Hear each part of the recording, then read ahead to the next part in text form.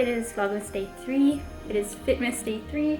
I almost called myself Vlogmas, even though I changed the name because I wanted to be different. And today is December 6th, and we're about to head to the gym. Running a little bit late, but I want to show you my gym outfit today. So I'm like, I have a little candy cane thing going. I have the red pants from, these are Zone In from Lululemon.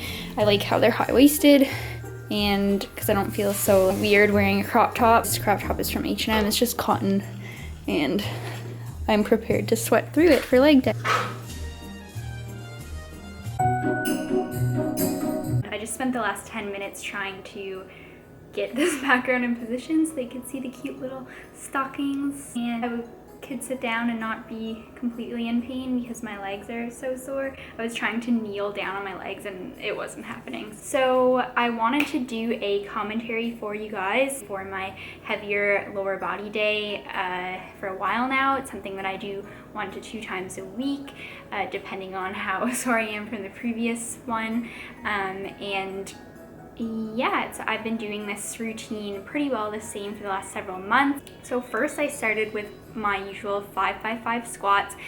I worked up to 135, so I always pyramid up in weight so that I'm feeling good and I'm feeling warmed up in the actual squat movement itself. So I started off doing 1 to 2 warm-up or acclimation sets, and I'm not afraid to exert myself a little bit on these warm-up sets, just so that I can actually get into the groove of the squat. And I want something that's a little bit difficult, so that I increase the weight so that it's more challenging each time. So I normally do for squats the bar 95 pounds, then 115 pounds, and then I get up to my working weight of 135. I have been squatting with no squat shoes, no knee sleeves, and no belts, and they're just very raw squats. And the reason for this is that just the way that my body is naturally, I have very long femurs and a short torso, so that makes me naturally have a very hip dominant squat. Squat is naturally going to involve the glutes a lot more than someone who has shorter femurs who would have a more quad dominant squat. I am trying to use the squat to target glutes. I am squatting to just below parallel, and that's enough for me. That's what I feel comfortable with. That's all I ever did in powerlifting. I don't see the reason to squat any deeper than that.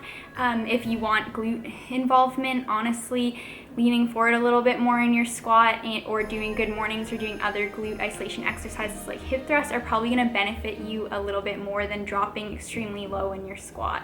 It's up for debate, but that's just my personal opinion. This week I decided to go up to 140 for my last set, and it was a bit more of a challenging set, but you kind of have to do that in order to keep pushing yourself. 135 on the 4th set actually felt the easiest, so I was like, you know what, I'm gonna go up to 140. That was a PR for me, well, with the raw squats. The raw squats. Next I moved on to Romanian deadlift. This Romanian deadlift I was doing more of a cross between a Romanian and an American deadlift.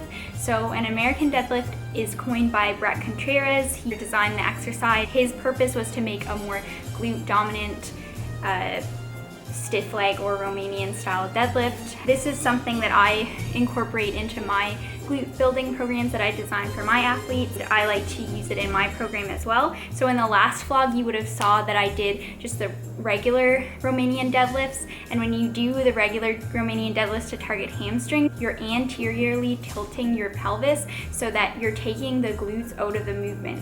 Anterior pelvic tilt is just flexing your lower back and popping up your glutes. That puts the glutes in a weakened position, and by not locking out and kind of doing a fluid movement where it isolates the hamstrings a little bit more, but whereas today I kept my pelvis in more of a neutral position, I didn't arch my back, and I bent my knees a little bit more so that I was able to put pressure through my heels, push through the floor, involve my glutes a little bit more, and then I did choose to lock out completely and contract my glutes at the top. And then this is just turning the Romanian style deadlift into the American deadlift, which is more of a compound exercise between glutes and hamstrings. So next I moved on to lunges, and I always do a single leg movement on my lower body days. I highly recommend you do these if you want to maximize your glute development. There is a reason why all of celebrated bikini pros, the Instagram girls who are respected for their great glutes, they all push lunges. It's because they're a great exercise. The reason why they're so good is because when you take the forward stride, you're naturally going to lunge into that stride. So you're gonna lean a little bit forward, shifting your body weight forward onto that leg. So it really puts a lot of torque on the hip, and that's going to involve your glutes a lot more, rather than, say, for example, a step up where you're not consciously trying to lean your weight forward, or a reverse lunge, so a stepping back lunge. Your body weight tends to like fall backwards a little bit. I actually lose my balance on those a lot more. So this is why the walking lunge is great. That is why they're so difficult. Because you're using just that single side, they're going to recruit a lot more hip stabilizers, including the gluteus minimus, the gluteus medius. The glute medius resists internal rotation, or knee valgus. It forces your knee to track outwards. So it's going to play a large role in keeping you upright and not falling over when you're doing a lunge. And the glute minimus and medius really help to create that full round booty thickness. So you definitely can't ignore them. I ignored lunges for so long because I hated them so much. I'm so proud of myself that I rose up to the challenge with these exercises, and I was consistent with them, and I did them every single week. So if you're wondering how I made such an amazing butt transformation since I started vlogging, you can go back in my older vlogs, and I didn't have a butt from powerlifting. Yeah, lunges, that's all I can say. I started off doing them with 40 pounds for 3 sets of 20, moved up to 50 pounds as soon as the 40 became too easy, then 60 pounds, and now I'm up to 70 pounds for 3 sets of 20. You're seeing now, I actually did the last couple of sets with 4 or 5 extra strides, so that tells me now that I'm ready to move up one of my sets to maybe an 80-pound barbell, so I'll do 2 sets of 70 and then 80. After the lunges, I moved on to my glute cable pull-throughs. So this is an exercise that I take credit for modifying. When I was originally taught cable pull-throughs, they were hamstring exercises. You're supposed to have your feet closer together, and as I said with the Romanian deadlift, you're supposed to arch your back a little bit and isolate the hamstrings a little bit more.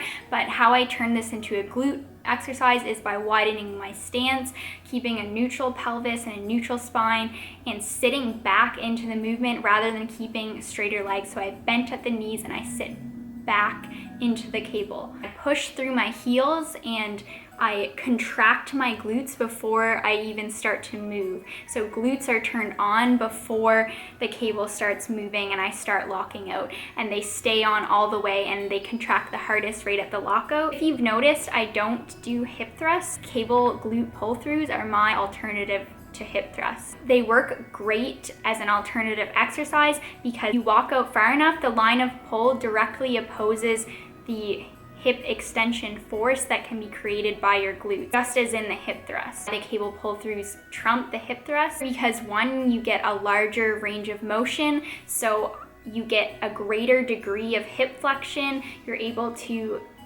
sit back way farther than if you were set up with a bench doing a hip thrust. You're gonna get a lot more glute stretching and a longer range of motion for the glutes to contract through. There's less balance required with this exercise since you're bracing yourself with your arms on your hips. You can get a stronger contraction throughout the movement and a stronger lockout. During this workout, I didn't have a lot of time at the end. Normally I would include one additional hamstring exercise and an additional glute exercise, but I decided to finish off with these kneeling hamstring curls. If I'm going to only choose to do one hamstring exercise, I like to do it single-legged. I find that one of my sides tends to take over a little bit more than the other, and I don't want the other one to get lazy. So for these, I like to focus on keeping my knee in and against the pad, not letting it come out, and really just focus on rotating around the knee joint. That's it. That's all I have for you guys today. I hope you enjoyed this commentary. So yeah,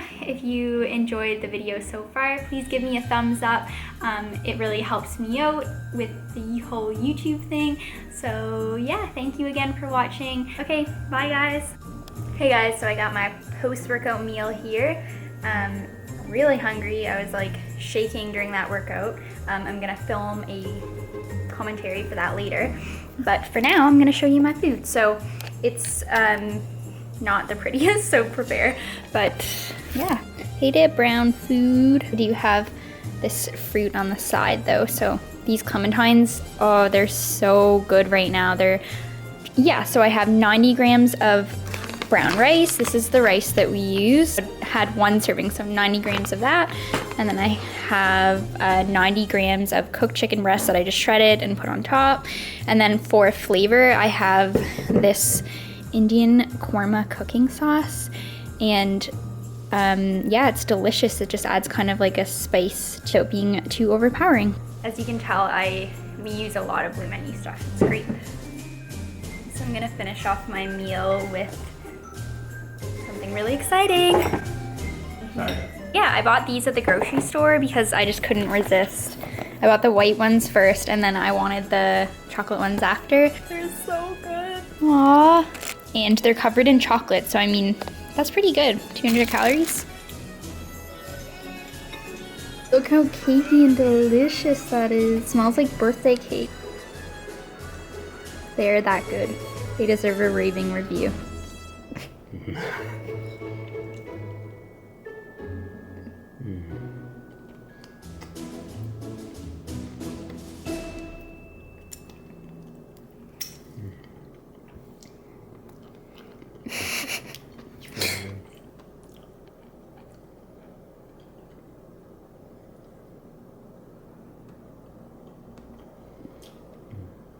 Which one is better?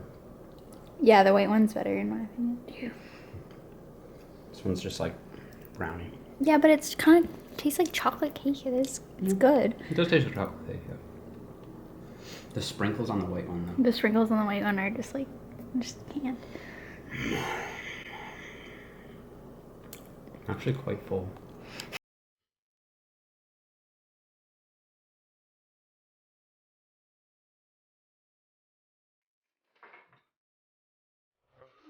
Please be a Kinder one. It is. Yes! Okay, I'm gonna show my chicken animal.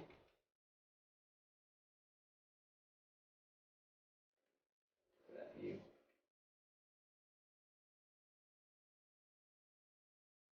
So guys, Robin made this beautiful advent calendar that I get to split.